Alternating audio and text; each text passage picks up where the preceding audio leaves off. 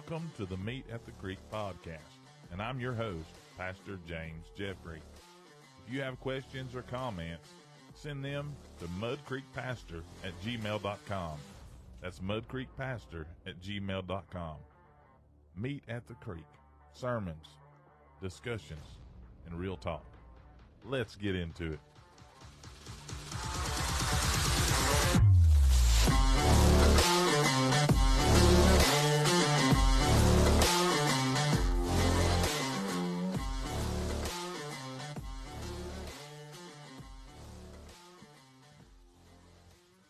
All right, welcome to the Meet at the Creek podcast. I am your host, as the intro said, Pastor James Jeffrey, joined tonight by a special guest and the varsity boys head basketball coach at Scottsboro, Coach Jason Bell. Coach, good to have you on. It's a pleasure to be here. Thank you for having me. Well, I appreciate you agreeing to do this. I guess right out of the gate, what's it feel like to have a WWE intro? I get that every week. Well, that's pretty cool. I mean, you've got a good setup here, and it's pretty good music. Yeah. Well, it wasn't. I almost did a reggae intro just for you, Coach. I'll be honest with you. We were talking about it before we came on, how much you and I actually love that. I catch myself sometimes still singing that old Shaggy song, "It Wasn't Me," and I have never been able to imitate his voice, but I have often wanted to. I understand. It's a hard one to duplicate, but it's reggae music, man. If it's a good genre, you don't have to worry about the language for the most part, and my kids love it, and my students listen to it. So yeah, I know one person that don't like it, Brad Dudley, that absolutely despises it. I didn't know that, but I'm glad to know that now. Yeah,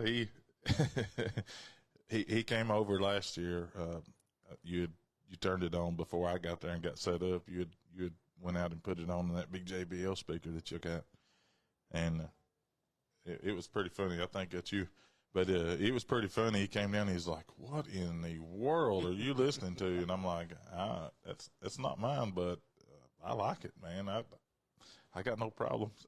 I said he could play it all night for us. I'm concerned. As long as we are hosting basketball games in February, it's going to be played from about 5:30 until you get there to do your music. Well, if you'll send me your playlist, I'll play it when I get set. That's a deal.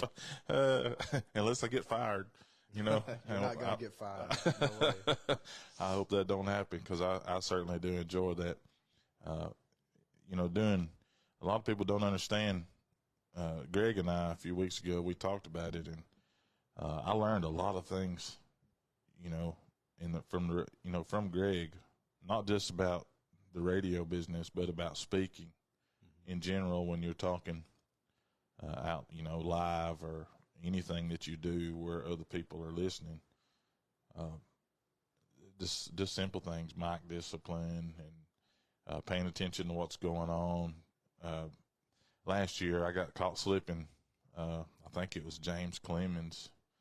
I forgot to go over and go over the girls' roster for them before the game, and I butchered one of the names.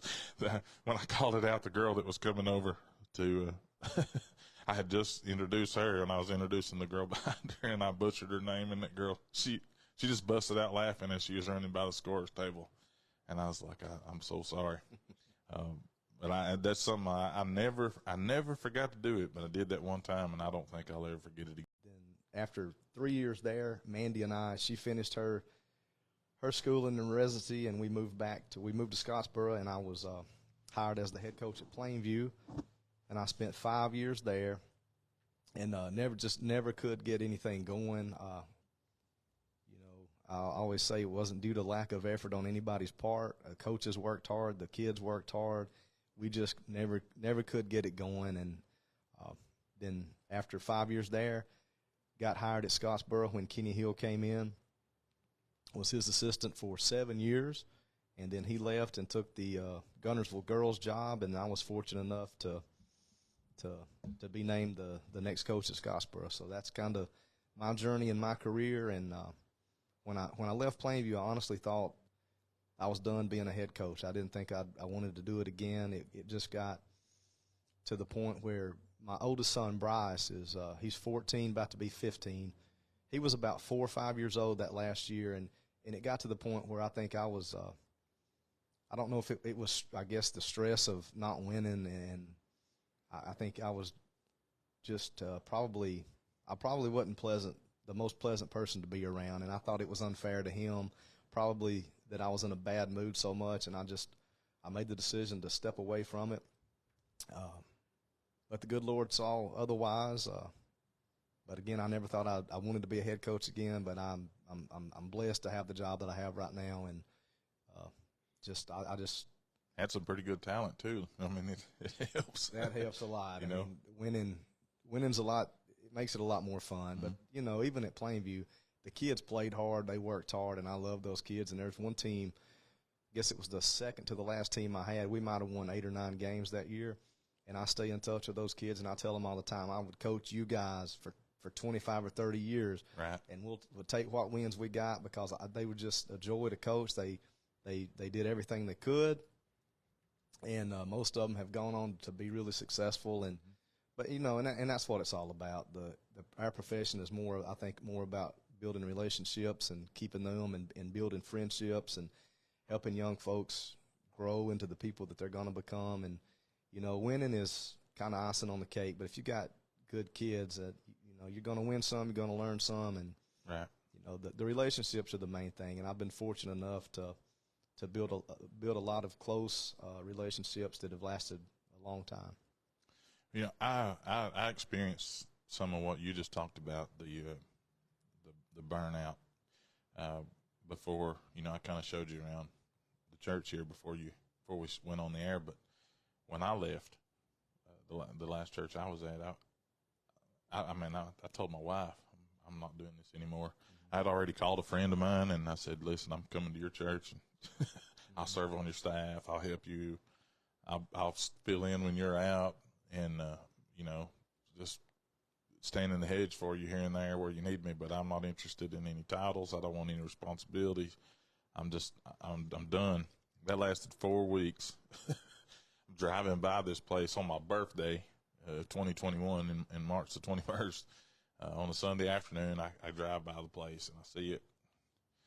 And 24 hours later, I've got a lease and a key. And a couple weeks after that, we kind of started reconstructing the place. And, the things that I experienced and learned in what I thought was going to be the worst days, because I was pretty depressed, just like you. My family was suffering because I was suffering. Mm-hmm. I was doing something I didn't enjoy, but I realized something, and I think it's kind of what you experienced too. The next chapter, even though I didn't know it, was going to be the best one. The joys of being in the right spot, the right place at the right time, surrounded by the right people. It's not that it made anybody else that I'd been previously, yoked up with. That didn't make them bad people.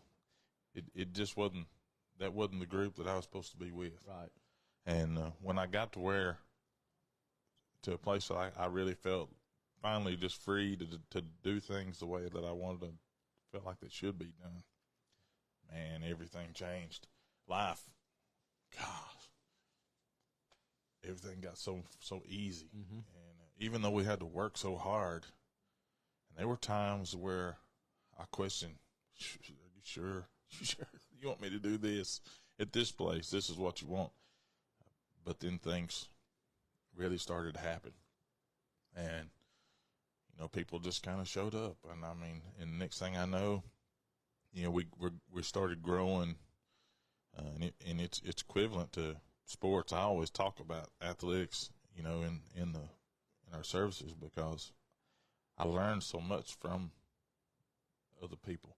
And that's one of the reasons that I have coaches and politicians and pastors and community leaders on this, because everybody has similar, they don't realize it, but we all have similar kind of stories to tell in our experiences. And it's been nice to just have this. And I don't get paid, and we don't pass the offering plate around. People think we're crazy for not doing that. I keep a bucket up by the door because people do enjoy giving, and it's been. I don't hardly ever bring it up. I don't really talk about it, and we've never been short for anything we've needed, and we're able to give back, and we give to the schools. And I've touched base with all the principals in the area, and I say, listen, I better not find out that there's a kid going hungry in this school. We can't do everything, but that's something that we can do. And, nobody has to know. You just call me. Right. And we don't need a pat on the back. We don't need to just say our name. But if there's a need out there, we want to meet it. And things just started happening. Well, when you get to a place where you know that that's where you're supposed to be, it's a good feeling. I mean, you work hard, and it just makes you just go, and you're surrounded by good people, and you just know that that's where you're supposed to be. And that's kind of, I think, both of our situations right now. Yeah. Neither one of us really expected or maybe wanted it or even thought that it would ever happen, but I think we definitely are in similar situations. Yeah. And, when I kind of transitioned from the radio booth with Greg, which I still, on away games, when I can go, I still travel because, I like to follow. I like to follow along. But I enjoyed, and I've always told Greg this, and he and I talked about it the other night, I have enjoyed probably the fellowship that, he and I have. Robbie, when during football season, when we used to travel together, I really, those were great times, going to and from, and, we would always be on the speakerphone. We'd be in Greg's vehicle, and Coach Morris and Dickie Holder and Talo would be, and they'd be on speakerphone talking to each other. And those conversations, which I'll never say any of that stuff out loud, but those are some of the most colorful, wonderful times that I've ever experienced, because you get to see people being themselves. Right.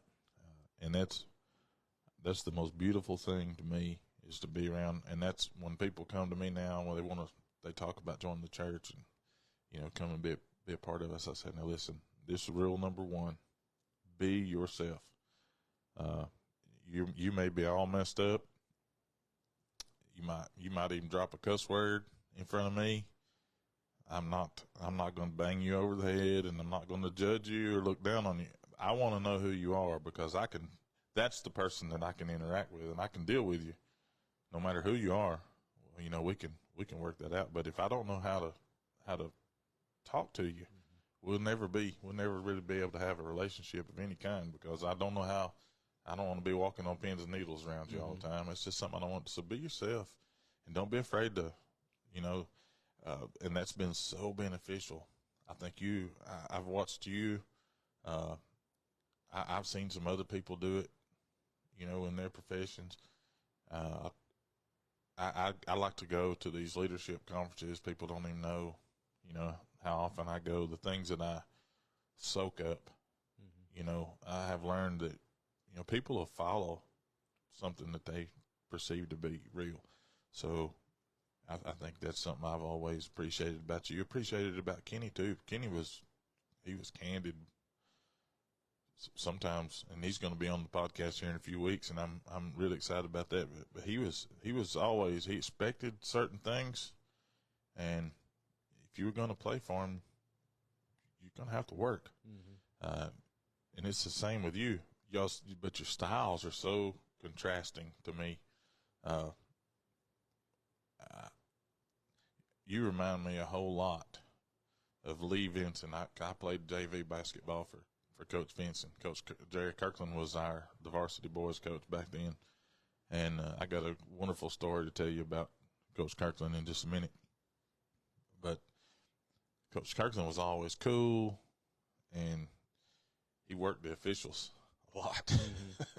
Mm-hmm. Coach Morris did the same thing during football season. I always loved to listen to him work the refs, and they could work them. Patrick Murphy, coaches for Buckhorn, he does that. He works them officials the whole game. And I ran into him several months back, right before basketball season, down at Boar Hogs Barbecue. And we sat, and I didn't like him very much. And but after that evening, we sat and we talked, and he was like, I'm different.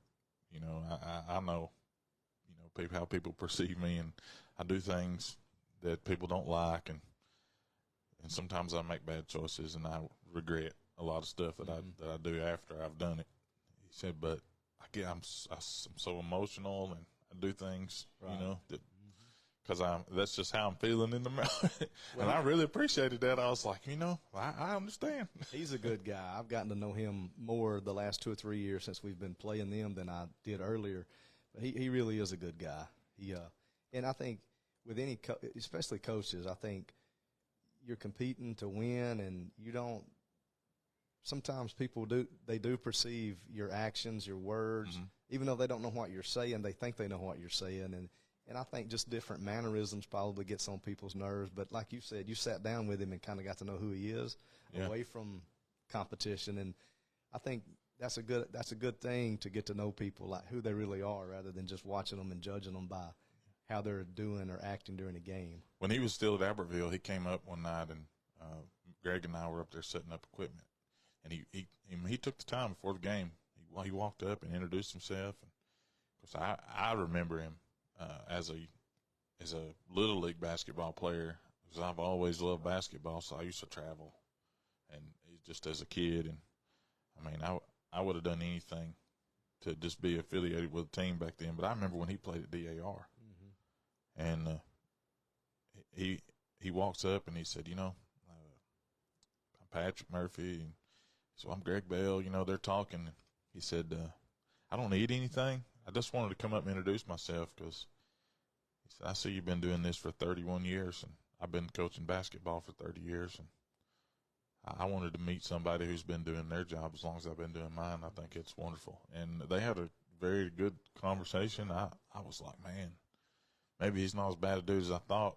And then by the end of the game, I was like, no, I don't care for him at all. But after I actually got to sit down and talk to him myself, he was very complimentary of you. He really thinks highly of you, actually, just by what he said to me. And I appreciated that, because if he'd have badmouthed my coach, I'd done determined I might hit him in the mouth. But it was fun to be around, to see a guy like that. But we talked about different things, and one of the things we talked about was the influence that coaches in particular have, like you just talked about a few minutes ago, with players years, a decade, 2 decades, 3 decades past, their time with them.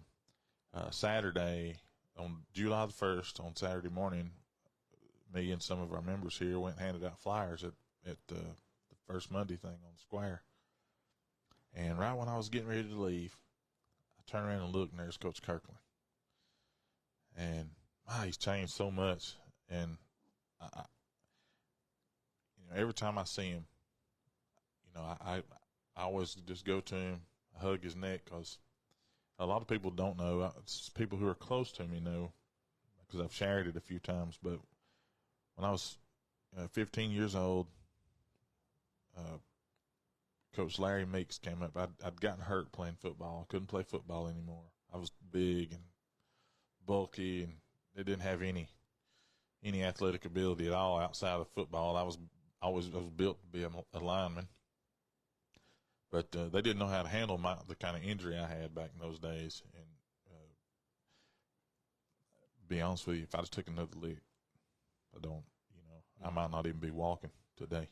But, the doctors and all said it didn't have anything to do with concussions. It was just a spinal injury. A few years after I came through, a local, one of the other, it was a doctor's kid, had the same injury, and that made a big difference. You know how it was perceived, and those coaches came back. Every one of them, you know, they came back. They couldn't have been more apologetic about how they handled those things. But I mean, I love those guys, and I understood that they didn't understand, Right. and I was cool with that. But they moved me out of athletic PE and put me in as punishment, you know, midway through the school year, and put me in with a regular PE class, and we played basketball. Coach Meeks was the PE teacher, and so we played basketball every day for an hour. So I loved it. It was like modern day NBA. It was all offense, no defense, and I couldn't score to save my life. I couldn't dribble, but I was like Dennis Rodman. If you came anywhere close to me, I was going to flip flop, blame beard you. You know, you were going to the floor. And Coach Meeks came over one day and he said, you know, you seem to enjoy basketball. And I'm like, Coach, I'll be honest with you, I love basketball. He said, why don't you come out for the team? I said, well, I tried out for it a few times in junior high, but I got cut, so I just quit trying. You know, man can only take so much rejection. Right. And he said, well, I don't cut anybody from my team. Well, that meant that Coach Kirkland was going to be stuck with me on JV because he wasn't going to cut me. But Coach Kirkland had the same policy.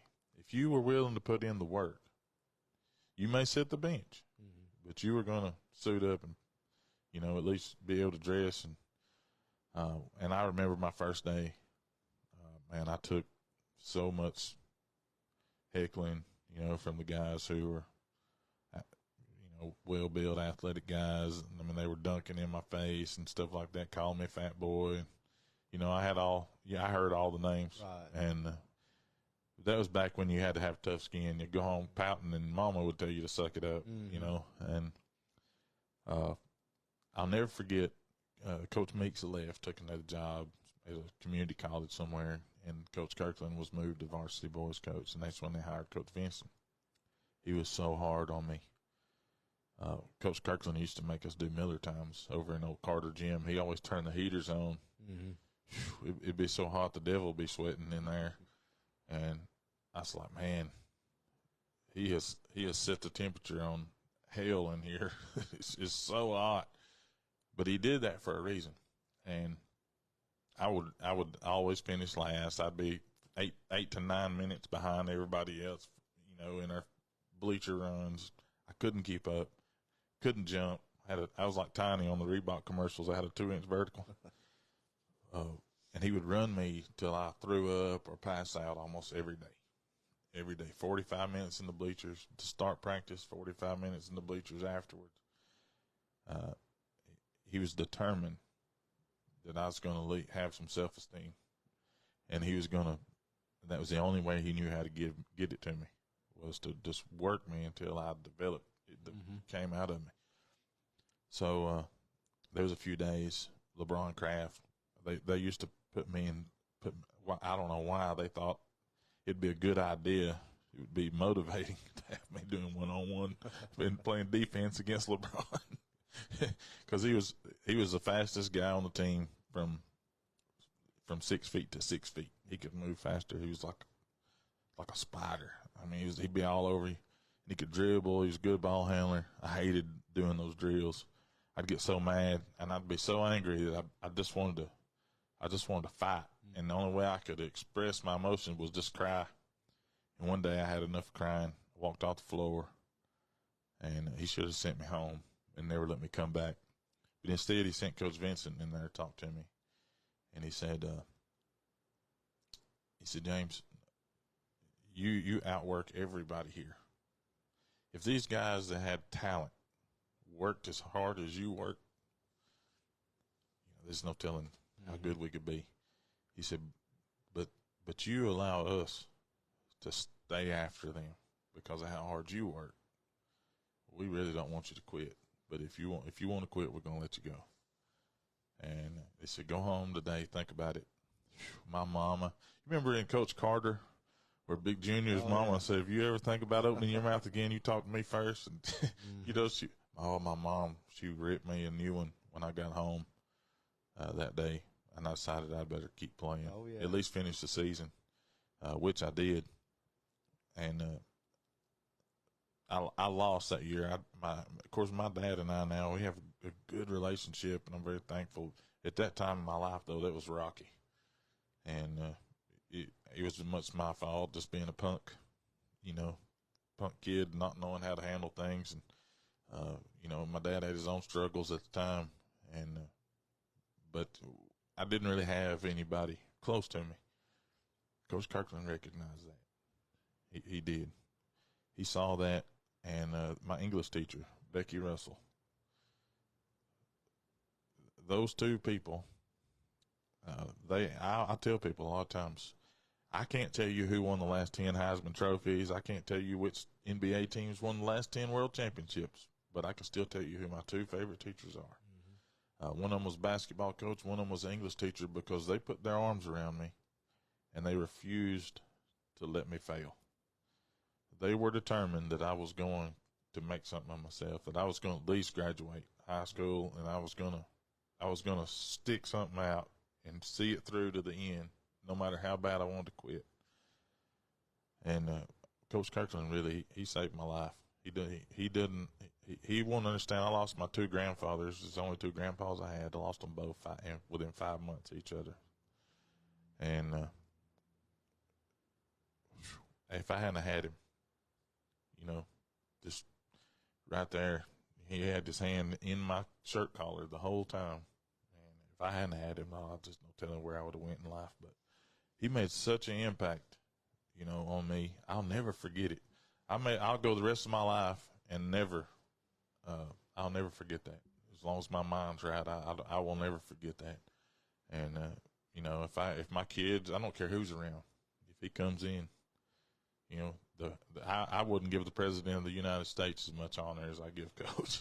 Well, that's the example of what makes our job as teachers in general just so rewarding, because, there's kids that when they're at school, the only positivity they get is a lot of times, as sad as it is from their teachers. And you just hope we recognize the ones that need a little extra. And, as a teacher, hearing something like that, that's it makes everything that you do worthwhile. And I know those two teachers in particular would feel honored to have heard that story. I still tell them every time I see them or talk to them, I remind them how much I appreciate it. Miss Russell, she did me the same way academically that Coach did me physically. Mm-hmm. I was behind. I was a year behind in English. And in my 10th grade year, I basically retook freshman English. And they put me into remedial English. I had to do all that classwork, and I had to do prep work to go back in. She was determined that I was going back into regular English junior year, because it was my sophomore year of school. And I made it, and, I probably have never shared this with her, and I should have, but it just never came up. But, right out of high school, I started writing, and I wrote for the North Jackson Progress for a long time before that. When I left that's when I went to work with Greg back in the radio business. But I actually worked for Greg once basketball was over for me. I went immediately into the radio station and worked with Greg. And that's where I developed a real passion for media, community service type stuff. I don't know if you ever had the conversation with him or not, but he really cultivated in me this desire, like this making much of Jesus thing. This whole theme started from what I learned from him, as just an 18-year-old kid. And one night over in Fort Payne, we were getting hammered by the officials over there, and I kind of lost my cool on the air. And he put his hand up. And I was so embarrassed, I just took my headset off. And I didn't leave or walk away. I just sat there because I was ashamed, how I'd let myself get even frustrated. I wasn't playing in the game, but he didn't say a word. We packed everything up. he had his conversations. I'm standing there, you know, my head down, just waiting on the chewing. But we get in the car to come home, and he said, you know, somewhere tonight, somebody's grandmother, granddaddy, great aunt, uncle, mom, dad, little brother, older brother, somebody somewhere was listening to that in another country or maybe on their deathbed. And they might have been listening. They might have been had a kid playing on the other team. He said, this will be the last thing that somebody gets to hear. And, you know, how we present ourselves, how we do our job, you know, it didn't mean a whole lot to us in the moment, but it means a whole lot to somebody else. And boy, I mean, I went from feeling that tall to that tall, but I learned a very valuable lesson is that, and I shared this here a lot, joy, Jesus first, others second, yourself last. Something very rewarding about sitting here or sitting in front of a microphone. That's why I enjoy PA so much, calling out people's names, giving other people credit for doing, because I don't think about anything else. All my problems are gone for a little while. All I can think about is calling out somebody's name. Now, that don't mean I don't stink eye a referee every once in a while. Well, that's only natural, and I'm sure Greg does too. But that's Greg, though. I mean, he's a good guy, and he, you know, teaching lessons without really getting on to you, so to speak. So that's and you know, there's been times now when I worked for him, I made a few bonehead mistakes, and he would get on to me, which I deserved it. I totally deserved it, and I learned a lot from that. But you know, when I went into the military, the things, it was just like, it was glorified basketball practice. It was basketball practice, cardio wise. I was like, you know, this is not bad. We went in, I couldn't run as fast as some of those other kids. You know, I didn't go in until I was 24, but I mean, some of them were faster than me, but I wasn't the slowest guy there by any stretch of the imagination. Running, I always heard it was always difficult for me at my size, but the 6 mile run, I mean, that was a piece of cake compared to 45 minutes at Carter Gym.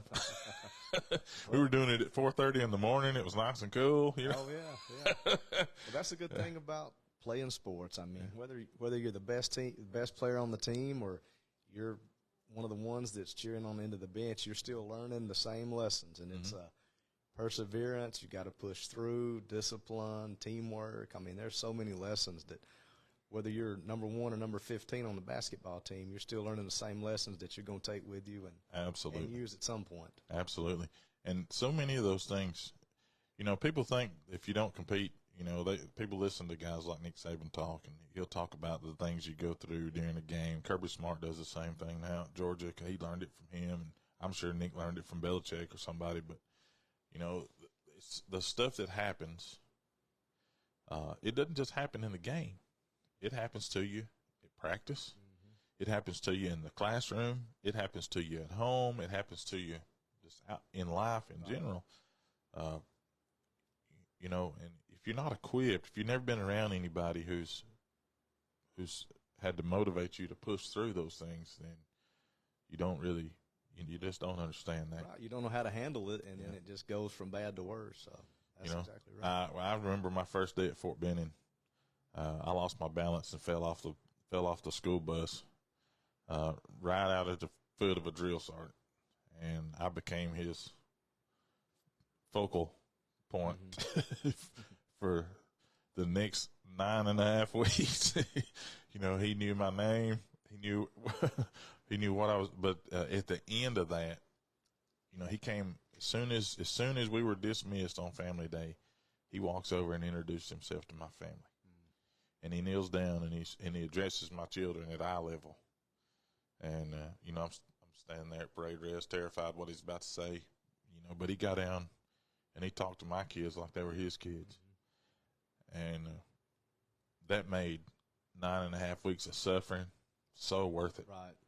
I mean, he disrespected me nonstop for 2.5 months, and then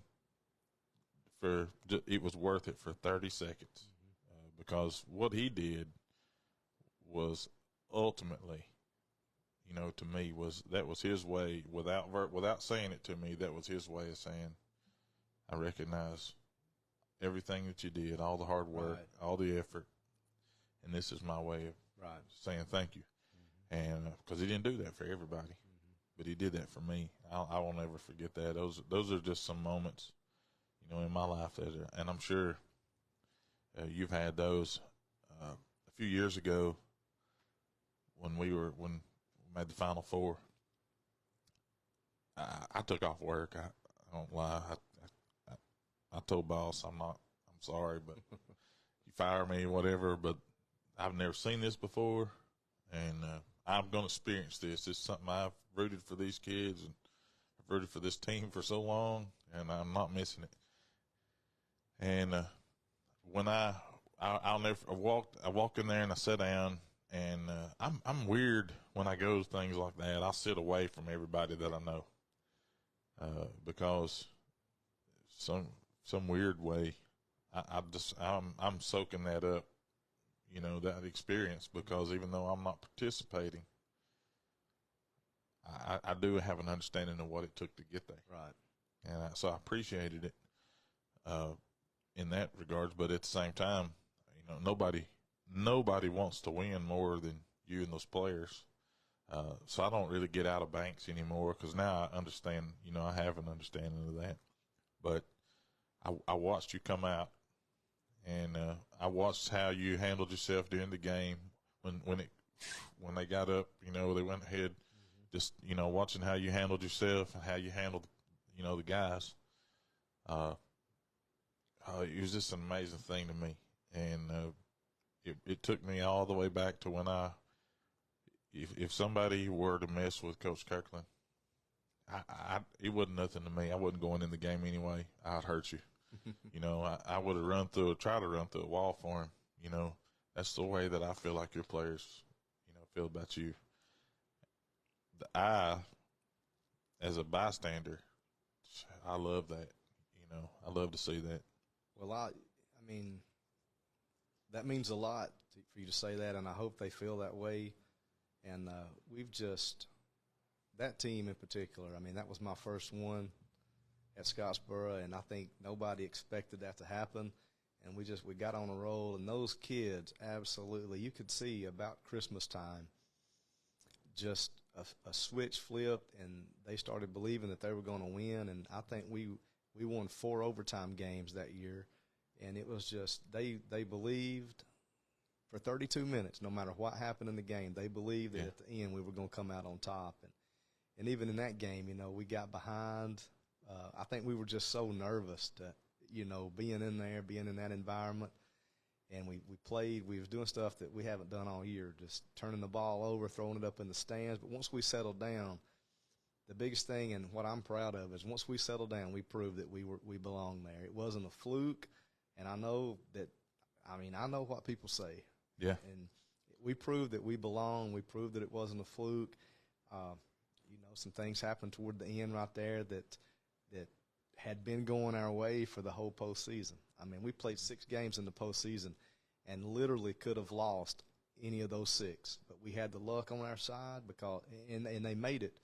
But I'm proud of them for just believing in each other, believing in us, our plan. I love those kids. Half of them came back last night and played in open gym, and that to me means a lot. When they come back and they want to play, they want to be around the guys that are playing now, and the guys that we had some 3 or 4 7th graders there. So for the 7th graders, for the young guys, to get to be around Jordan Davis and Clay Giles was there, Micah Kreitner was there, Noah Linville came last week and played. So for those guys to come back, that's pretty special to me just to get to see them. Absolutely. Those are, my first year, I'll never forget that very first practice. I went in, sat down, and it's just like second nature to me now. I didn't know anybody there. And the one guy who came over and befriended me, I didn't know if I was going to stay with it or not. I was just trying it out to see if it would just fit me. Mom told me I had to do something. It was either play basketball or get a job. Oh, yeah. Ended up I had to do both, but that very first practice, I'm over there, kind of sitting off. We had at the old gym, we all shared the locker room, and it was old and kind of outdated, but had those benches. I kind of just sat over there by myself. Nobody had anything to do with me. Brad Dudley came over and sat down, and he slapped me on my left leg, and he left a red mark. It hurt so bad. I didn't know him. Well, I know who he was, but I didn't know him. All I knew was starting point guard. Just showed me a little love, right. And what that did for me. All he did was seal the deal that I was going to be a part of the team. Because that's all sometimes it takes. Right. It's just somebody to just act like they care, show you just a little bit of attention, just make you feel like they want you there, and they didn't need me. I heard somebody say this one time, and it applied to me. I needed basketball more than basketball needed me. I needed the team more than the team needed me. And, thank God that Coach understood that. And, it literally changed my life. It changed everything about my life. It changed who I became, a lot of who I am today. I can directly contribute that to about 6 people in my direct line. My grandmother, my mother, Coach Kirkland, Miss Russell, Greg Bell, and Jill Sarnt Gerber. Those they really helped shape me, down through the years. And I'd have bosses through the years that I just didn't like, right. But because of what I had learned, you just suck it up and you drive on and you look for the positives and find places to serve and get in and do things. And man, it was wonderful. That's right. And that's the wonderful thing about sports, whether it's basketball, football, softball, soccer. You're learning things that you don't necessarily know that you're learning at the time, that you can look back 10 or 15 years later when you're going through something with your job, with your marriage, with whatever, and you can draw back on the lessons that you learned. And it's sports, lessons that just keep giving. Yeah. I think when I started doing, PA, I really was the first time was at the football game, and I was just kind of thrust in there at the last minute. And I think Melton had decided earlier in the day that he was just too scared, didn't want to do it. And so we get to the stadium. Brad was like, hey, we'll just try you out, see how you do.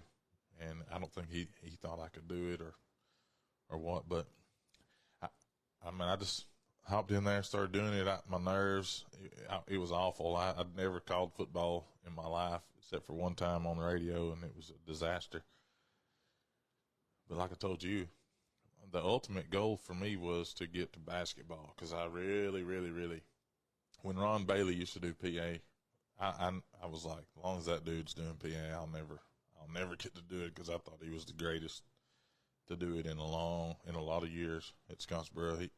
A lot of the things I do, I try to do the same way he did them, because I thought he did such a bang-up job at what he did. I don't have the same voice that he had, but growing up, I love music. I always wanted to be a DJ. I don't know why, but I always loved that stuff. So, and now, I have 3 or 4 iPads sitting out there in the computer, and I'm always thinking about, the next song, and I'll have about 3 or 4 different songs queued up. And so a lot of times what I play depends on how we go to that break. If we're down and you have to call a quick timeout, to kind of regroup, I'm gonna come in with Thunderstruck or something like that, something to try to, get the players right. amped up. If everybody's doing good If we're kind of if it's kind of neck and neck, but the game's kind of got a good flow to it, I'm going to focus on the fans. I like to see the student section having a good time. So I'll try to play stuff that they can sing along to, things like that. If we're just killing the other team, I'm going to play the 70s and 80s playlist, and I'm going to cater to the people that are paying the bills in the stand. Well, I hope we get to hear some 70s and 80s a lot over the next few years. Yeah. Me too. It's I think about stuff like that, and I'm weird how I approach that, but honestly, I want everybody. To me, that is an experience, and I do everything I can to try to make that a good experience for everybody in the bleachers, whether it's kids on the sidelines, the coaches, the people. Milton and John, they give me down the road about some of the songs I play. They're like, "What are you playing? That's trash." And then I'll play something else, and they're like, "Yeah." And somebody from behind me will go, "That sucks," Mm-hmm. And I'm like, I said, you can't please everybody, but somebody came over last year during the Christmas tournament. I came, and you told me I didn't have to come, but the more I thought about it, I was like, we're putting this on. This is reflective of how we going to do things. So I'm going to go, and that was probably one of the best days. It was really laid back, and the weather was terrible. There wasn't a lot of people that showed up, but I had so much fun, and the parents that came, they had a blast, and I seen them over there. When I see visitors over there dancing too and enjoying it, and I look around and some of our kids are over there and it's just those are just fun times for me. I can't thank you guys enough for letting me have a little part of that, because it's a really a blast. But why I enjoy it as much as I do, I have no idea. Hey, you don't have to have any idea. Everybody's got hobbies, and you do a great job at it, and we're glad to have you. And I don't fish or hunt. That's my fishing and hunting. That's it right there. So when you see people dancing, that's your 8-pound bass. Yeah, and then sometimes I wish it would be more like a 4-pounder, but depends on who's dancing. Right. And if Greg watches this, he'll get that. I always ask a lot of questions, sometimes just funny stuff to get people talking, but and I appreciate you talking, man. You've been candid. I ain't had to make you talk at all. But there's one question I ask people all the time. If somebody were to write a book about Coach Bell, what's the one thing, that you'd want to be remembered about you? Hopefully that I'm a person that just gets along with everybody. I try to, and I tell my students all the time on the first day of class, I couldn't care less whether you're an athlete or not. I'm going to treat you all fairly. I'm going to find something that you and I have in common that we can connect on. Mm-hmm. It might be music. It might be reading books. It might, just whatever. But I hope that was the biggest thing that I would like to be remembered as, is just a person that got along with everybody and treated everybody the same. Yeah. That's the most important thing for me. You are a very personable, coach. You're one of the friendliest coaches that I ever been around. Well, I honestly appreciate that. And I got a lot of friends, but when there's something about, and I get it as being a leader. I understand leadership. Your mind's a lot of times focused on other things, but I message you a lot about stuff I got going on. If there's something that you want or don't want, or things like that, I try not to do it too much. I get carried away sometimes because I like to talk, but you always answer. If I got a serious question, it's like you pick up that it needs answered, and you always do. You always do. Not every coach is like that. Well, like I told you earlier, I thought I was done being a head coach, and when I got this job, I promised myself that no matter what happened as far as wins and losses goes, I was going to enjoy it, and I was not going to be I was going to do right by my kids. I was not going to carry it home and be ill or in a bad mood, and And again, winning certainly helps, but I've tried to do that. I've tried to just enjoy it. Everything every day. I've promised myself and promised my wife that I was going to be different, because it's not always been like this, and I'm just trying to enjoy it more. I know that I don't know how many more years I have left, but I know that I'm on probably the downhill side of it, and I'm just trying to enjoy it a whole lot more than I probably did earlier in my career. When basketball's over, what was Coach Bell going to do? Fish. Catch those 8-pound bass we were talking about. Yeah. I don't know that I'll ever get away from sports. I don't know. I haven't really given a whole lot of thought to it. I do love being outside, and I'll never not do something, because I can't sit still. My whole family's the same way. I couldn't tell you the last time we've turned on our television. Now, college football seasons are rolling around, so we'll watch it on Saturdays, but we don't ever watch TV. We're always outside. We'll come in about dark, and but I don't know. Individual lessons. My plan right now, my youngest son will be a third grader, so I plan on coaching about 10 more years. Once he graduates, who knows? I may want to keep going, or I might not last 10 years. They may decide that they want to go in a different direction. I just kind of like I did for this job, just let the good Lord take control and go in whatever direction I feel like He's leading me to go.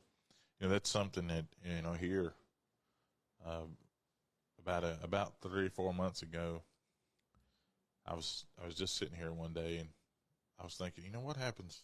There's going to come a time when if I live that long, that I'm going to need to step out of the way and make way for who's going to follow me. Mm-hmm. And I got to thinking about that, and I thought, I've seen so many things end unexpectedly, and there was no plan. Right.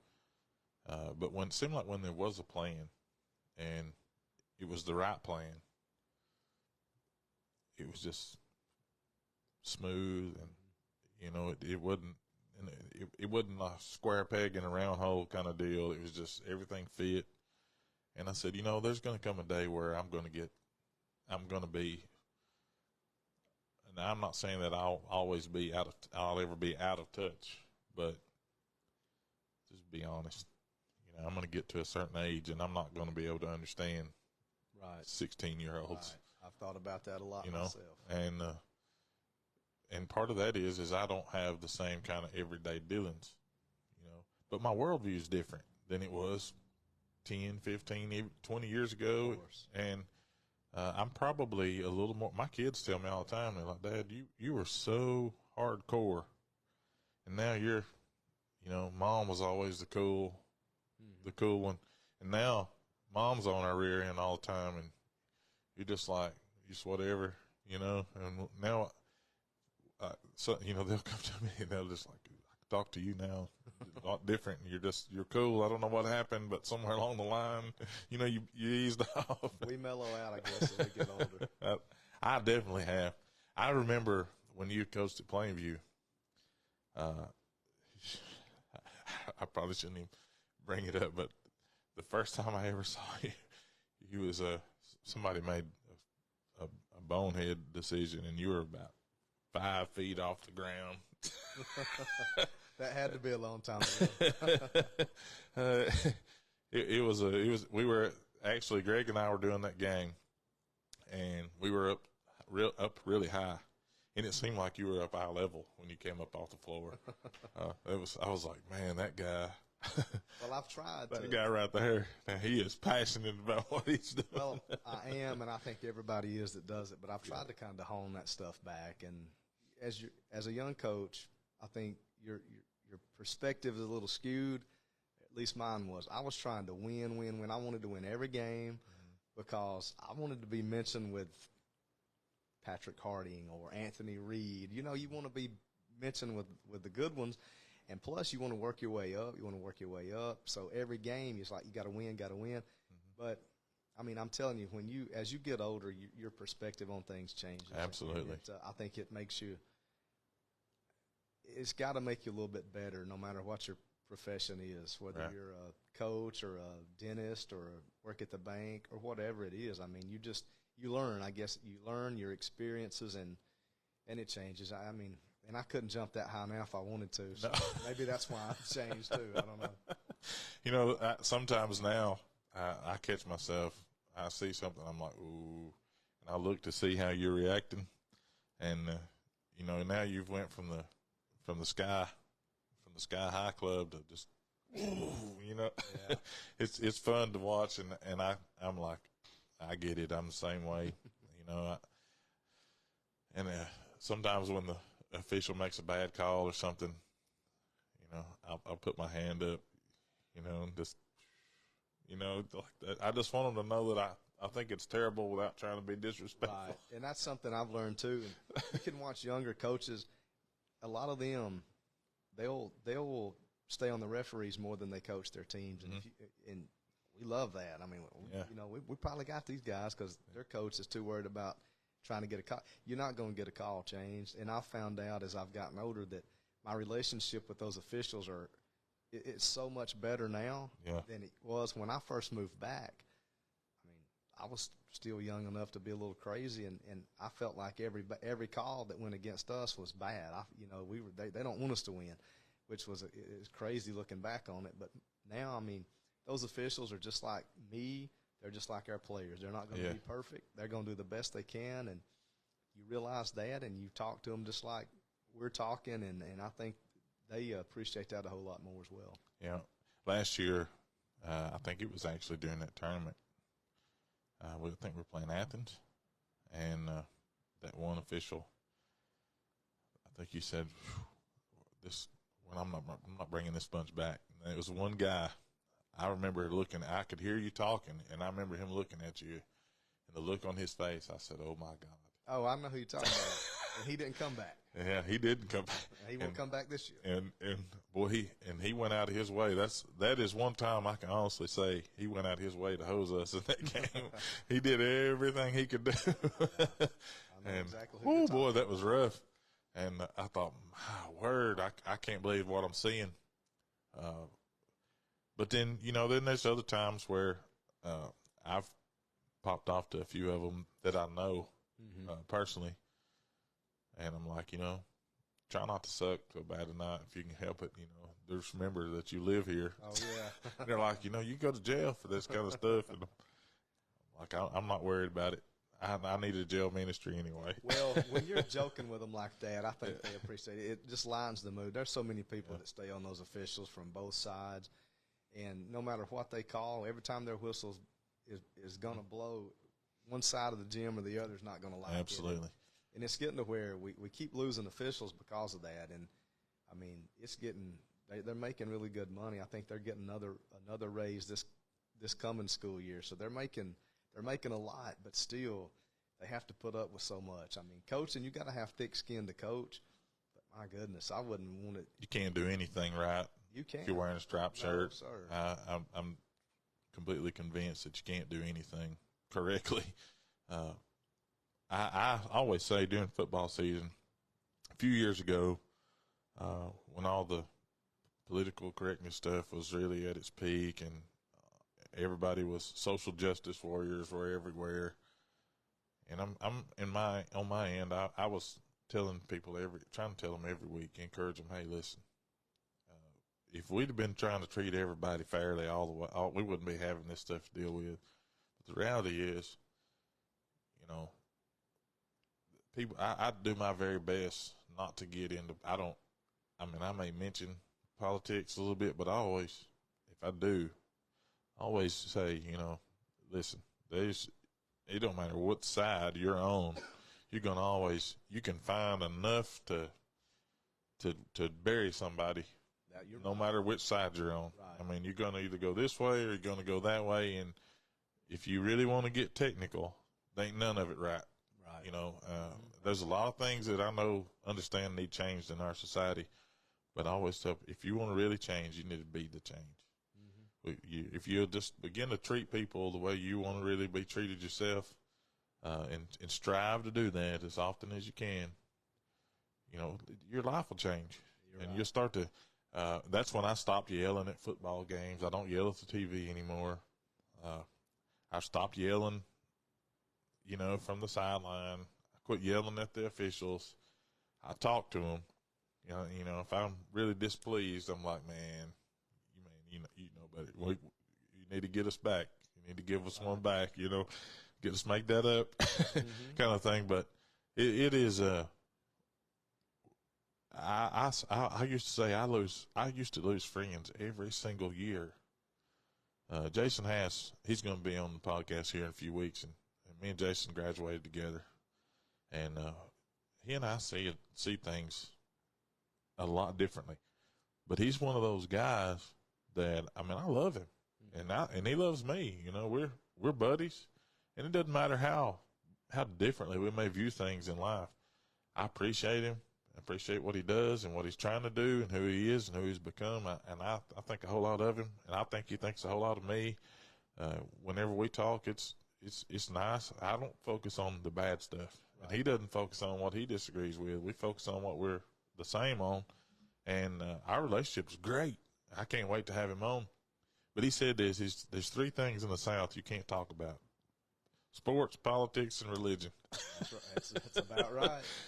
People will get in their feelings, yes, and you can't have decent conversation about any of that stuff with people because they don't know how to act. Right. I don't know, maybe you experienced it, and you have to deal with kids a lot more than I do, as well as teenagers in particular. But it seems like now, if you disagree with somebody, they assume that you hate them, and I spend a lot of time telling people it's okay.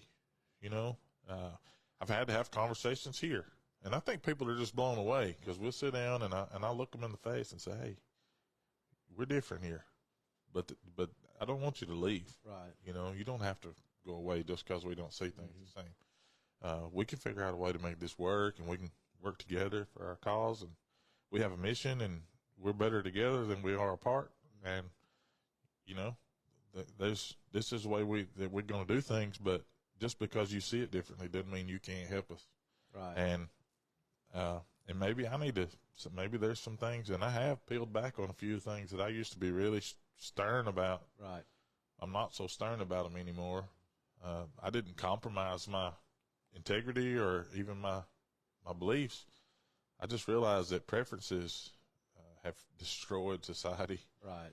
Because we take preferences way, way too far. You're a Georgia fan. I'm an Alabama fan.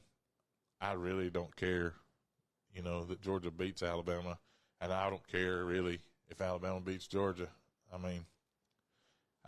I haven't watched a whole football game in several years because of how I used to act about it. Right. But I could sit down and watch a game with you, and you and me could go back and forth the whole game. I'd still feel the same way about you. Right. Whether win or lose, you know what I mean? That tomorrow, that's not going to matter. I think, society can learn a whole lot from people who, are out there, have to produce. I think sometimes, in high school sports, people expect everybody to be champions every single year. I go through this at North Jackson during football season. When Coach Hollis approached me about being the chaplain for the football team, it was my first year doing PA at Scottsboro, so I would go up and preach to the football team at North Jackson and come down to Scottsboro and do PA for the games. It was really weird. And last year I just decided to, just to go up there and be there full time. About midway through the season last year, something happened at an away game. I completely lost my composure. A parent did something to one of the coaches, and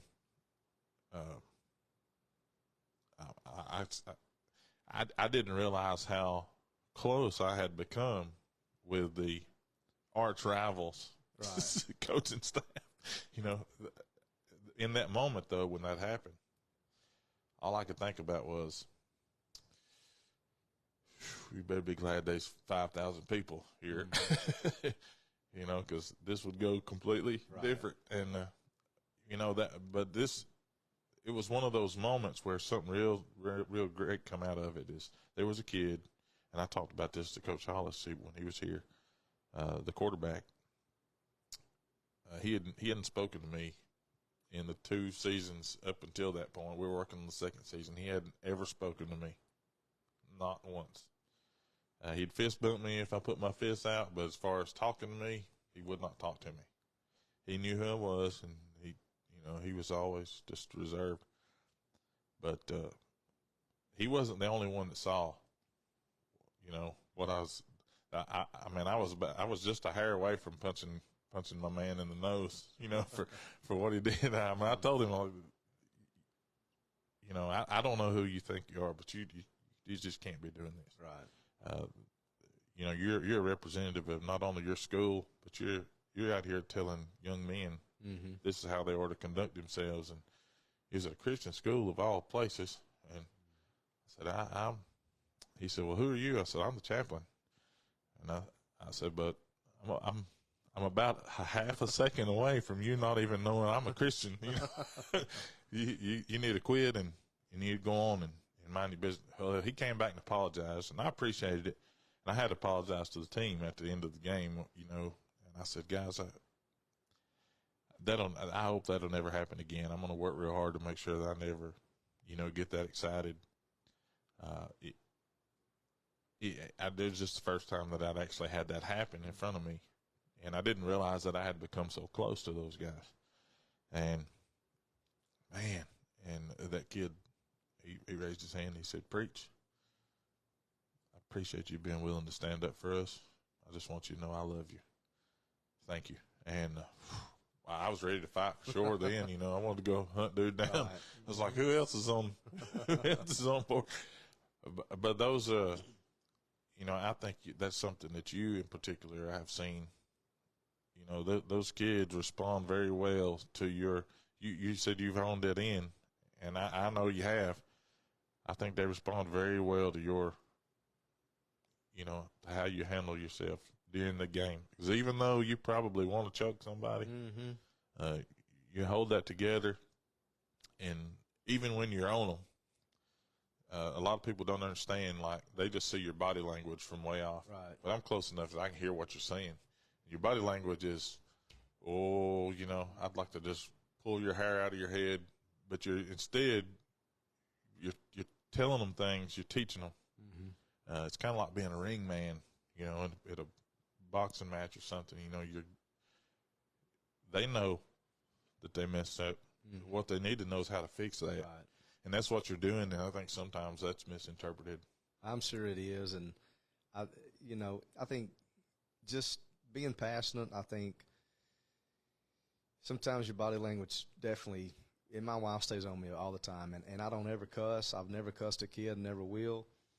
But some things I say sounds like it, and every time I say something that sounds like a cuss word, Mandy lets me know, and she said, "You've got to quit saying that." And I say, "You're right." I don't think about it at the time, obviously, just like I don't think about my mannerisms or body language and how people might interpret that. But I mean, it's probably misleading, but and I hope those kids, and I don't hope, I know those kids know how I feel about them, and not just me, our whole coaching staff. They know that we love them, and they know that we're going to give our best for them, and in turn they give their best for us. And it's you know, that's something I think, you know, with your body language, that's kind of what I'm saying is they seem to respond. It's almost like they know.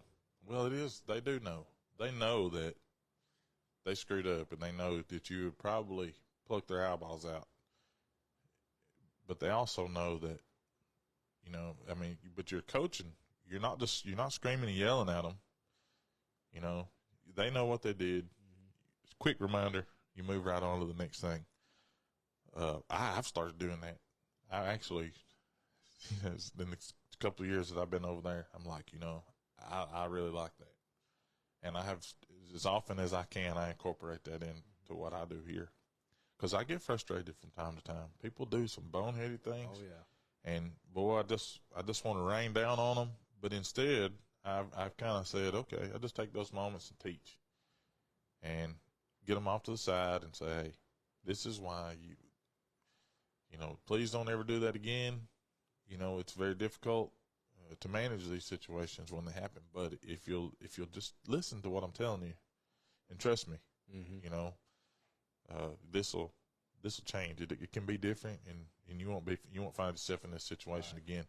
And man, that has really paid so many dividends, and I've seen so much growth individually from people, and they come back, and I'm amazed, and I know your players do too. They come back later on, and they say, you were right about that. I really appreciated, you coming to me and not just letting me carry on. And I think, and I guess I know you do, we probably do more harm than good allowing bad habits to continue. Oh, no doubt. And like in our situation, if we allow bad habits to continue, it's gonna come out, manifest itself at the worst possible time, which is gonna happen after they quit playing basketball with another bad habit. If they don't have the discipline to change, then it could lead to whatever bad decision or later on, 5 years, 10 years down the road, like we talked about before. But I mean, that's what coaching is, and probably a lot of professions. You gotta keep trying to correct bad behavior, bad habits, and you just got to figure out a way to do it. I think it's different for everybody, and you got to kind of do it to your personality. But you gotta find the magic, I guess, switch or key or whatever for each kid or each person. Funny question: If Coach Bell could only eat one meal for the rest of his life, what would that be? Jerk chicken, without a doubt. My man. Jerk chicken. I love it. I could eat it 3 times a day, 7 days a week. And it's an easy answer there. If somebody in your family could tell a funny story about you, what would that story be? Oh, my goodness. I guess it probably would depend on who was telling it. That I can't sing, but I sure do try to. Most of the time when I think I'm by myself, my kids and my wife, they could attest to the fact that I have zero musical talent. That's why I am just blown away by people like you that can even with the equipment that you have. I mean, I could be your apprentice for a month and I couldn't learn how. But if it's got to do with music, I can't dance, I can't play instruments, and I can't sing. But that I'm gonna break one of these right here out this year during basketball I like season. That. I found these. Man, I got a steal on them. So I got 4 of them for the price of what one of them normally costs. And I shouldn't have bought 4, but I couldn't resist a good deal. And I thought, sometime or another eventually we're going to use this space to do some other things, some Bluebird Cafe kind of deals here. It's going to be really cool. And I thought, these would be really good. They're vintage mics. They sound great. But I thought, I'm gonna carry those, and I like that. At least 1 or 2 games this year. I'm gonna do. When I see a mic like that, it makes me think of Elvis. Elvis, that's exactly. It's called This is it's a monoprice. It's a stage right, but they call this the Elvis mic because it was built to model the one that Elvis actually used when he used a Shure, and Shure has their an SM55 now, but they've skinnied those things down to where they're just not fat. And this is a replica of the old 55, actual 55 model. It was really fat and big. And, it's got a spot here for the cable, but if they got the on-off switch, man, you can hold them and do some different things with them. But, oh man, I'm stoked, about using it. I've pulled it out a few times when I was here by myself and used them for some different things, but I'm really looking forward to using them during basketball season. It's going to be great. It's going to be a lot of fun. But I bought some other equipment that I utilize for my I have another one of these at home, and I have a setup there. It's where I do most of my personal recording, all my voiceover stuff that I do. I do all that at home, and like when I bought this right here, well, the one that you're using, that was my very first professional mic purchase, and I used that for basketball season. All the last year I used it for basketball season. I was so excited about it, and I was so happy. And then I went this year I was gifted the big boy, the SM7B they call it. It's been around since 1971. Michael Jackson recorded the Thriller album on one of those. And I love that microphone. I have it at home. I don't ever break it out, but I'm going to break it out for most of basketball season this year. I'm going to use it because it is a fabulous microphone. But this is really cool. It is cool. They'll be a lot of fun. I actually thought about it. I ordered some new stuff. We've been toying with it here in the church. Some wireless adapters that plug right in. And so I could actually, this could be a wireless setup for the national anthem or anything like that. So I thought about doing some different things. Trying to make it, a little more, just a little lighter. Right. Just try some different things this year. Because I love stuff like that. I always like to, punt the football or, throw up a haymaker at the end of the game. Just try something different, see how it goes. Right. I mean, if it don't go well, you just don't do it anymore. That's right. You never know until you try. Yeah, it just always goes. But some people don't appreciate different. And I think, like when Kenny left, he had his style was very, very different than your style. Even though you guys coached together and you got along real well, I didn't realize just how much different it was going to be. And Kenny went, and he and I talked because we're friends, and he told me he was thinking about making a change to girls basketball. I didn't know he was going to go to Gunnersville to do it, but he talked about it. And when he finally did go, I'll be honest with you, the first time I saw him in that with that G shirt on, I was like, I'm not sure we can be friends anymore. No, I'm just kidding. I'm sure that's the way people felt about me when I moved, but right. We talk and we laugh. He's been up here. We've sat in this room and talked about life before, and just the different things that have happened to each of us. He has a very different story, and I've known him since Coach moved him up to varsity as a freshman. He came in, and I still remember.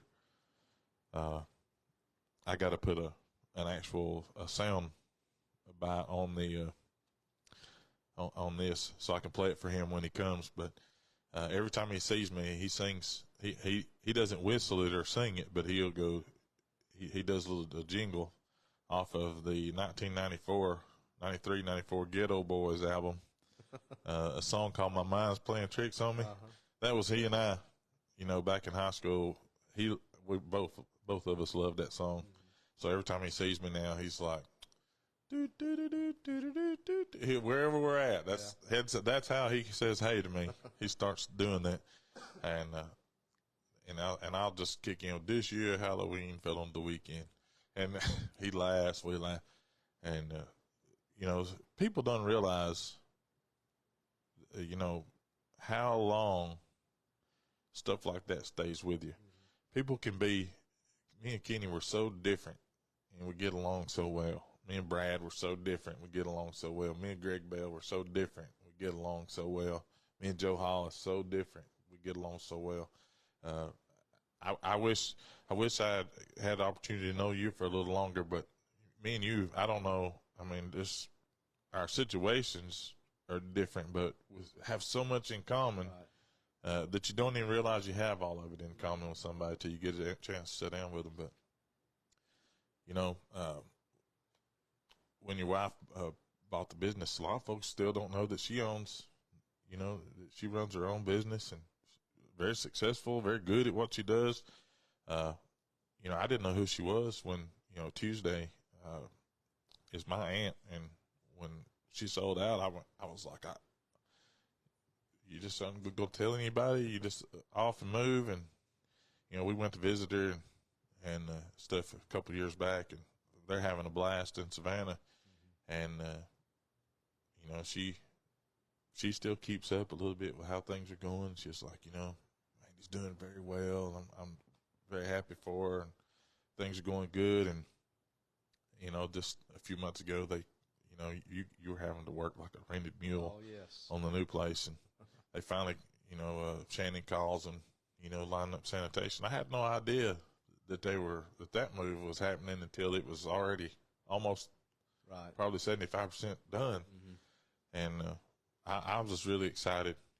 My daughter's a small business owner. She owns her own cosmetology business. So it's, when I'm at a place now where I appreciate people who are doing different things. Right. And I really enjoy watching them, in their success, because they all arrive there differently. Right. And, I even told you, if she wanted to come, she was welcome to come. We probably would have ended up talking more about, the things that she does. She's not very talkative, like out in the public. You can't get, I can't anyway. Yeah. She doesn't talk a lot, but she's very, very attentive. Well, I think it Scares me to death sometimes. I'm like, I hope she's not listening to anything that I'm saying. I think she's so invested in what I do that she's almost like she's just as into the games, which is probably most of the time when you see her as I am.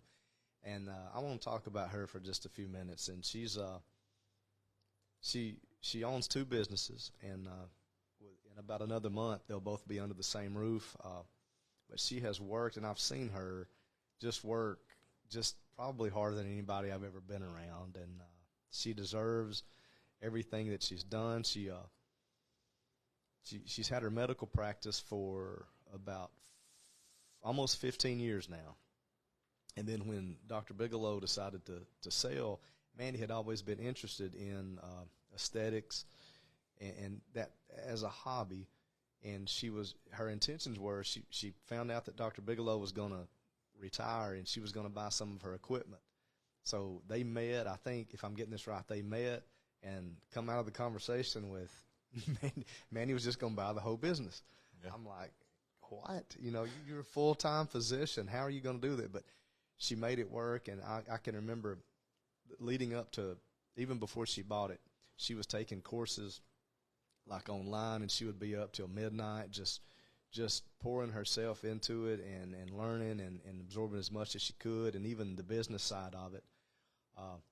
But I'm proud of her. I mean, you surround yourself. You want to surround yourself with people that are smarter than you and that work hard, and she's all that. I mean, she's one of the hardest working people I know. I don't know how she does it. Like, she didn't come tonight because she didn't get home until right before I left. Yeah. And Tuesday is her longest day of the week. But just to see the passion that she has for what she does, the medicine side and the aesthetic side, it's easy to work hard when you're around people who work hard, and she does. And she works. I don't know how many hours a week she puts in, but then she never misses either one of our kids' ball games ever. She never misses mine. We'll be playing wherever, and I'll be like, look, it's Tuesday night. It's your late, you don't even get off sometimes till 6. Just stay at home. And I'll look up in the stands, and there she is. And sometimes she might get there a little bit late if it's an hour or hour and a half drive, but she's so supportive. And, that you just don't find that a lot. I mean, she supports me in my career, and, I try to support her in the same way, and I hope she feels that I do. But just to see the amount of work that she's put into both of her practices and how much time she spends and how much she wants, like, as a coach, I want our teams to be perfect. I want, that's what we strive for. We strive for perfection, and I think that's kind of the same way she is in her businesses. And just to see her work and to see her reap some benefits, I'm proud of her, and I'm proud for her, because I know how much she's poured into it and how much she's put into it, and I mean, she's awesome. Yeah, and there's no doubt about how hard she works. I think that's what I was about to ask you. It would be the next question, was the most influential person in Coach's life, and I knew the answer was probably going to be her. I know for me that's who it is right now. I've been working on my doctorate. There's just I told the church the other day I was ready to quit. I did 19 hours, credit hours of just counseling and psychology, and I hate it. I didn't even know I didn't know who some of these names were. But I know this: I don't want to be a psychiatrist. Right. I kind of am in some ways, but I don't want to do it. It was difficult. It was hard. You know, I think during that portion of the classes, I was forced to face myself a little bit. But one of the things that I learned was, who's the most influential person around you, and like I think about my wife. All of this that you see, people come up here and they say, "Oh man, you did this, and there's so much work, and you did so good." But I can go back and I had help, but the biggest help I had was my wife, Right. because the investment that it took for me, I mean, the time away from home, up here till 12, 1 o'clock in the morning, get up and go to work, work all day, leave work, don't even go home, come straight up here, change clothes, start working again. And many nights for a year, that was our date night was up here, Right. hammering nails out of this wood, and, so that we could reuse it and do some stuff. Yeah. It became, she worked as hard, maybe even harder than I did. Right. There was so many things that she did that she never got credit for. Don't want any credit for. I couldn't have done it.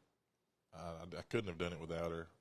Looking back on it now, I wouldn't want to do it again if she was a part of it. And I tell her all the time, I hope I die before she does, because I don't know if I can live. Right. I don't know how I'm going to feed myself, clothe myself. I'm not even sure I can take a bath if she's not in the house, I understand. And with her, you said something a while ago about me working hard, but I'm telling you, we worked hard, but she worked twice as hard as I did. She was up there sometimes 2 o'clock in the morning. She was still up there trying to get that building ready. And, I don't know how she does it. And you feel the same way about your wife. They just, something about them, man. They got a whole lot more, whatever it is, than we do, I guess. I feel so guilty. I mean, don't be working sometimes, and I wish you would quit because I'm tired. Oh, yeah. I feel so guilty. She's still in there. Right. And so I just, I get up and start trying to do stuff. But, man, it's an amazing thing to me. It's like it's contagious, whether we want it to be or not. It is. But I think that's part of them being the most influential person.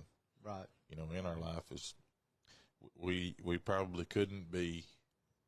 Not to say that you wouldn't be a good basketball coach, or I couldn't be a good preacher, or I don't think I'm really good at it anyway, but I wouldn't be near as successful at what I do if you take her out of the equation. No doubt. And I feel the same way.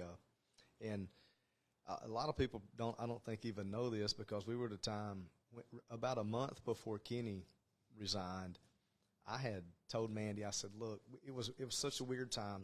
Basically, the world was shut down. We were at home. She was still working, but me and my 2 kids were at home all day, every day. And I was doing stuff, just being out in the yard with my kids that I'd never had time to do before. And I'm like, I've spent all my time in the gym. This is pretty cool. So I resigned. I talked to Kenny about it, and I resigned. I told Mandy, I said, you've supported me for, at that time, it would have been about 20. I said, you've supported me in my career for 21 years. She was getting ready to kind of build. She had bought land, and I said, I'm just gonna resign, and I'm gonna not coach. I said, I'm just gonna teach. I said, I'll coach our kids in rec, and I'll get my coaching fix from that.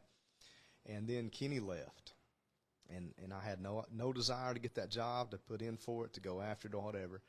And it seemed like it was just weeks and weeks and weeks, but I guess it happened over a couple of months. And I kept telling people no. I mean, they would ask me, "You gonna try?" I said, "No, I'm done being a head coach." And then Mandy, she said, I've always felt like this is where you're supposed to be. She said, I always felt like God wants you at Scottsboro, and that you would at some point be the head coach. And when she told me that, I mean, it changed I said, but, you know, I've already told you that I'm done. I want to support you, and you're about to build. And she was like, no, she said, I really feel like this is where you're supposed to be. So once she said that, I mean, she's the reason that I'm doing, and I'm so thankful for her telling me that, because without her blessing, I would never even have tried to get the job. And it's such a blessing to have somebody that is invested as much as I am in it. She loves it. She loves the kids. She loves the players. She celebrates the wins, and when we get beat, she feels the defeat. I mean, she's right there. I mean, she's like you said, she won't talk a whole lot at the games because she's on edge, and you know, our oldest kid's going to be a freshman, and it won't be long before he's playing on Tuesday and Friday nights, and I don't know how she's going to handle having her husband coaching and her son playing. I kid her all the time that she might not have to just listen to Greg on the radio. Well, I don't know how I'm going to. I mean, I've already kind of told the audience, podcasts are going to have to be flexible during basketball season. You know, 'cause Tuesdays, especially home games, and you know, I've already made that commitment way out ahead of time, so I'll be there for that. I may have to shift these around, do them differently. I need to get a copy of the schedule whenever you get it, by the way. But I've got some good ones. I've got it scheduled all the way up until 2 weeks before the start of the season. All right. So we're good. We'll keep doing them all the way up until basketball starts, and once that starts, I gotta call it quits still, or make moves. Right. So whatever. I enjoy this. This is a lot of fun. Man, we've already been on an hour and a half. Well. So I don't want to keep you any longer. I know you want to get home and see your family. I appreciate you coming on. Before we go, right. I don't have funny stories to tell about you because I wouldn't tell them even if I did. I wouldn't want nobody thinking that but I do see stuff sometimes that I think is hilarious. But one thing I want to say,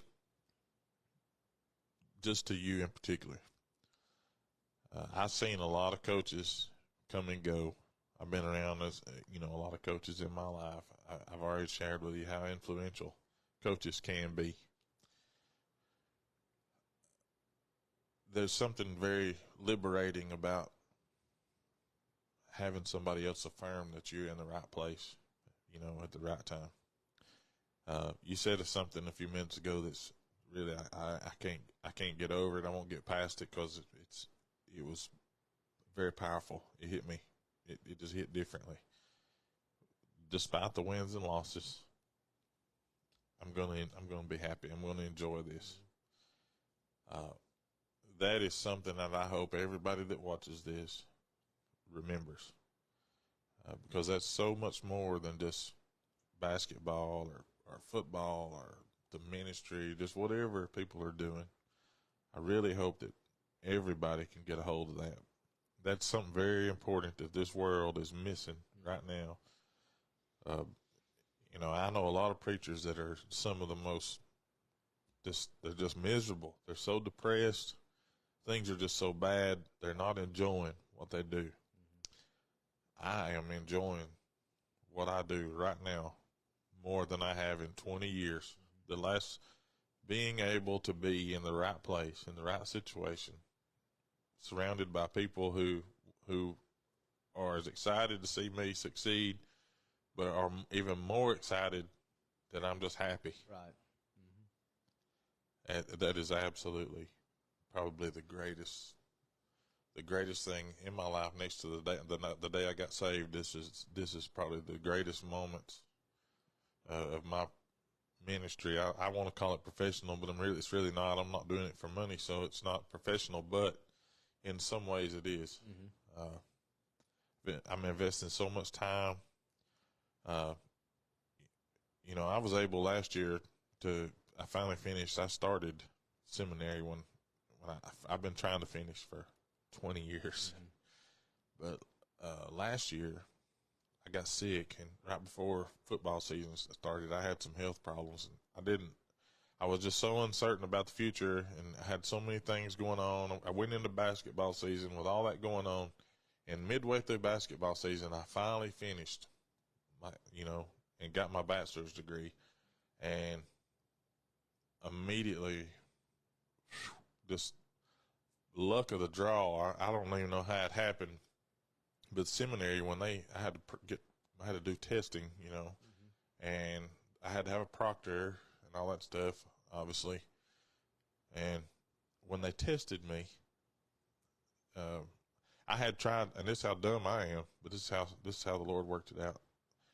I was trying to sign up online when I first initially enrolled, and I got confused, and I said, I'm going the old-fashioned way. So I just closed out all that, and I called and enrolled online or on the phone. Well, they sent me all the materials and stuff, and I had to study. But since I talked to the admin side, they sent me everything. But when I had initially applied online, it went right to the education side. Well, because of COVID, they had some lack of communication themselves. And when they tested me, I thought, and my proctor, after it was over, he said, that was difficult, and it was very long. It seemed like you had to go, probably 24 hours over what you should have did. And it's like, it just seemed like that took a long time. And I was like, yeah, man. And I said, like, I don't know how good I did. Some of that stuff I just didn't, I felt like I didn't know it. I was having to guess at a bunch of it. Well, turns out, I found out 3 months after I had received my diploma, they called me.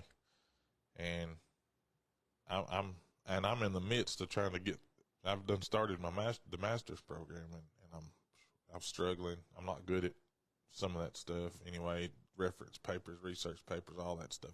I didn't pay attention in junior high English, so there's a lot of things I didn't learn. But so I'm working. I'm trying to get it done, and I'm about to pull my hair out. And one day I said, you know what? I'm just going to call, withdraw. I'm going to be satisfied with what I have. Just be thankful for that, and I'm going to go on, just get busy working. I resigned myself to withdraw, and everybody leaves.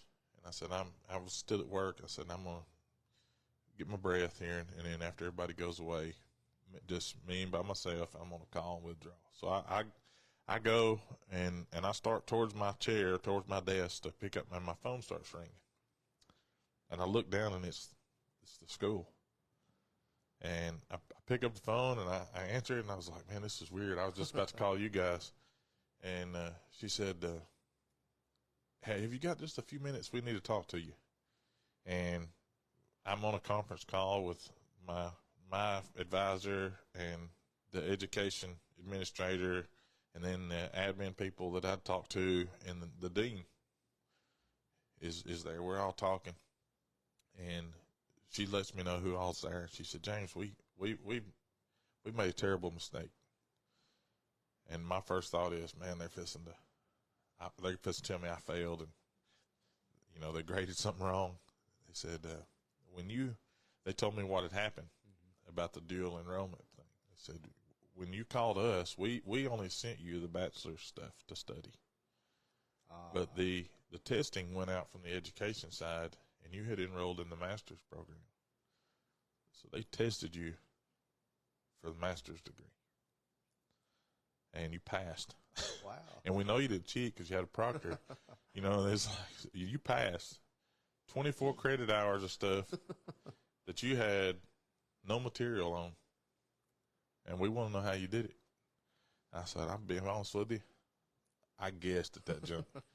Every time I got to a question that I didn't know, I look at my watch, and if the second hand was between 12 and 3, I picked A. If it was between 3 and 6, I picked B.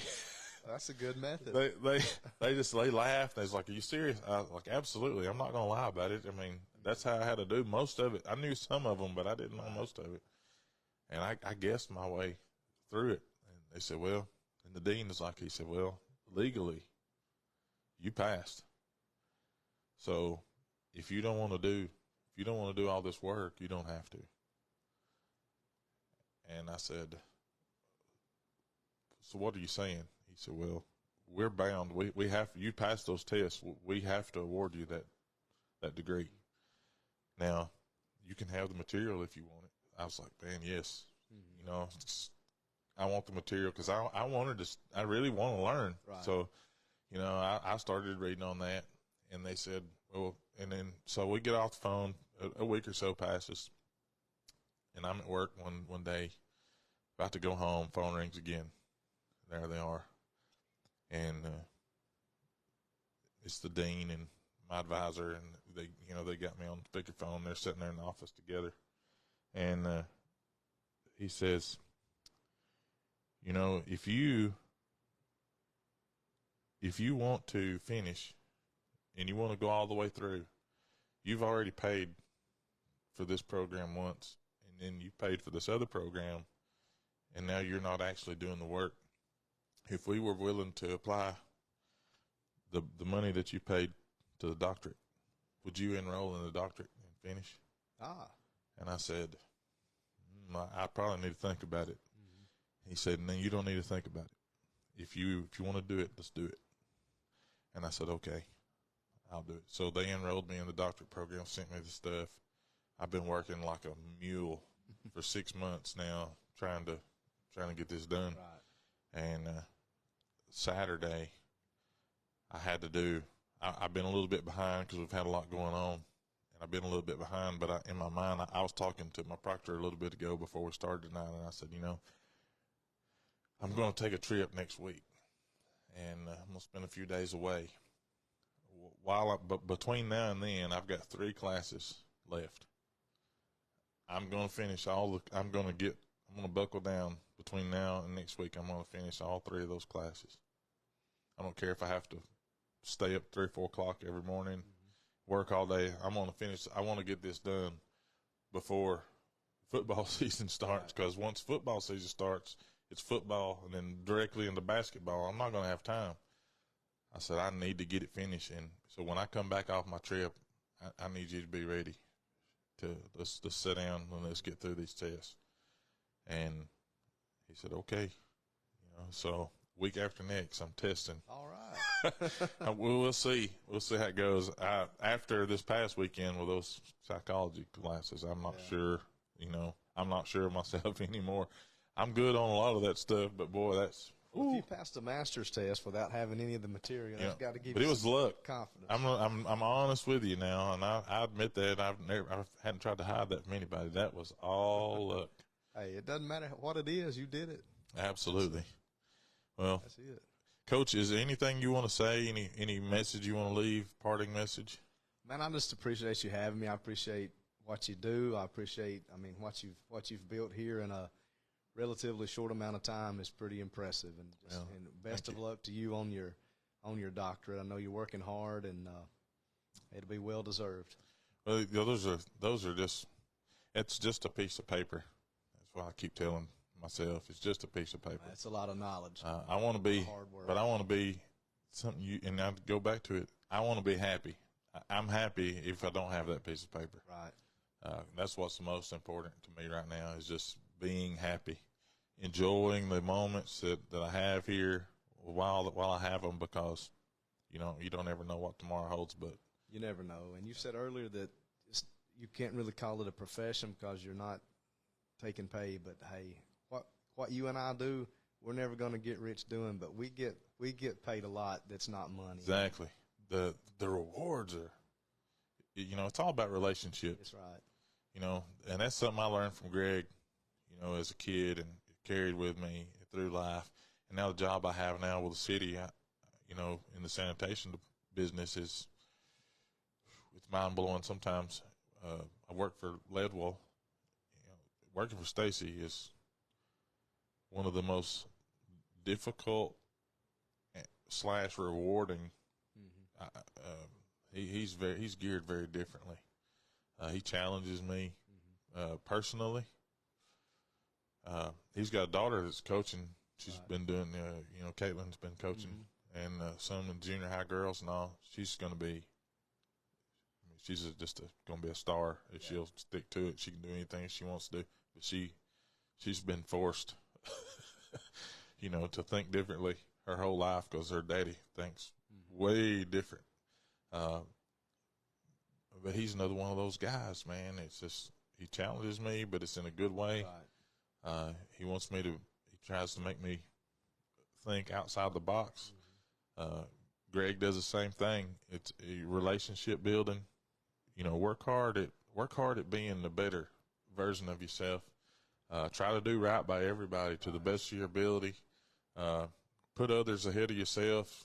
You make decisions based on what's best for everybody, even if it hurts you. Right. I've had to do that a few times. That's not easy. It's tough to do. And it's certainly Absolutely. not fun, but it's very rewarding on the back end. But, Coach, I appreciate you being on. It's been a joy Yes, sir. to have you. Enjoyed it. Maybe after basketball season we could do it again and talk about some different things. But as we go along, and I've been telling people this, I'm just kind of introducing people in this first season. But eventually we're going to move into like real leadership, different aspects, ways of doing things. I'm going to get specific down the road, but it's going to be real interesting. I'm kind of looking forward to that. All right. When the politicians get on, I'm going to burn their rear ends. I can't wait. I got Nita coming on here in a few months. That'll be a good one, a good episode. Yeah, that'll be fun. And Pudge, I think, is coming, and Aspirin, and I got to get I got one of the county commissioners coming. He's AJ's going to come, be part of it. I'm excited about that.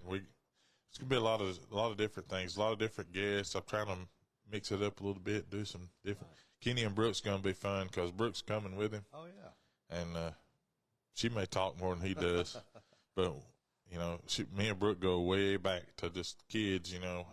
We knew each other as teenagers too. It's going to be a lot of fun. I'm really looking forward to that. Yeah. But we might get you to call in on that episode. I will. I need a funny story on Kenny. I'm sure you got one. I'm sure I do. Coach, it's been fun. I appreciate you, my man. Absolutely. Thank you. And anytime you want to come back, you just let me know. We'll make sure to get you back on. Will do. All right, guys, that's going to wrap it up. Here from Meet at the Creek.